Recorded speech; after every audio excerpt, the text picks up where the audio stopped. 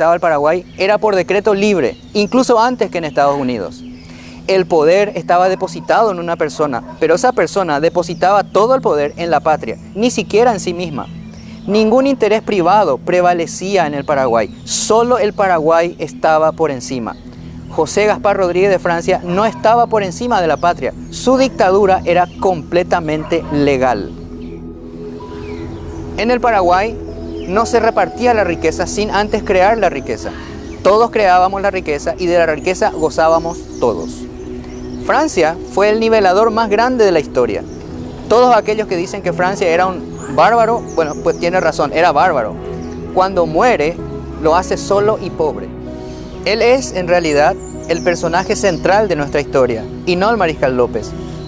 Sin hacer un discurso anti-riquezas, por primera vez y última vez en el mundo, los pobres eran libres y las cárceles estaban llenas de ricos. En realidad, lo que estaba tras las rejas no eran los ricos, era el poder extraño a la patria.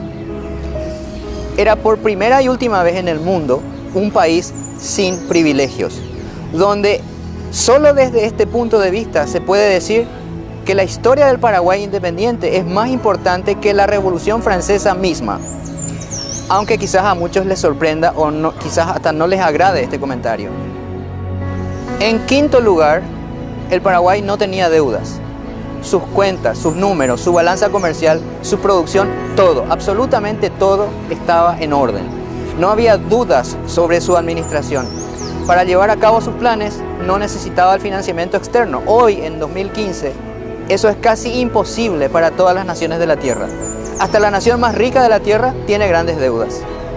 Incluso destruido, el Paraguay hasta hoy nunca entró en default. Siempre honró sus compromisos. No solo no tenía deudas, tampoco había crímenes de ningún tipo, ni asaltos, ni robos, ni asesinatos, ni nada por el estilo. Hay referencias de extranjeros que ni bien cruzaban la frontera eran asaltados. En sexto lugar, todos sabían leer y escribir.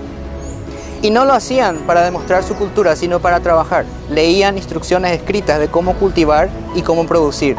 Los índices de alfabetismo del Paraguay eran los más altos del mundo. Era la nación con más alto alfabetismo del mundo y lo fue por más de 20 años. Una nación donde todos saben leer y escribir en el siglo XIX.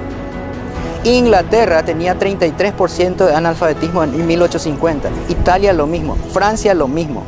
En 1820 Francia tenía un 80% de analfabetismo, en 1850 un 45%. Y eso que ya llevaba más de 80 años de libertad, igualdad y fraternidad. Rusia en el siglo XIX tenía 90% de analfabetismo, cuando en el Paraguay era menos del 1%. Cuando estalló la guerra, detrás de las líneas paraguayas se imprimían periódicos, detrás de las líneas enemigas funcionaban burdeles y casinos. Ninguna nación de la tierra, repito, ninguna. En séptimo lugar, el Paraguay era un país innovador, tecnológico y superproductor. En el Paraguay del 19 las cosas sucedieron en el orden correcto, justamente por ser un país de diseño. Primero independencia, luego creación de riqueza e igualdad, finalmente tecnología y comercio, exactamente como debe ser.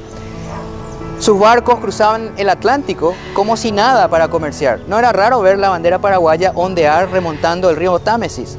El progreso paraguayo era inédito, admirable, sin precedentes en la historia.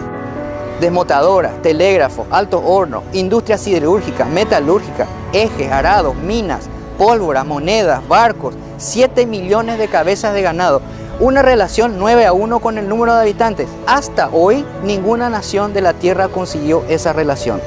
Era el país más extraordinario del mundo en educación, en igualdad, en producción, en orden, en austeridad, en independencia y en riquezas.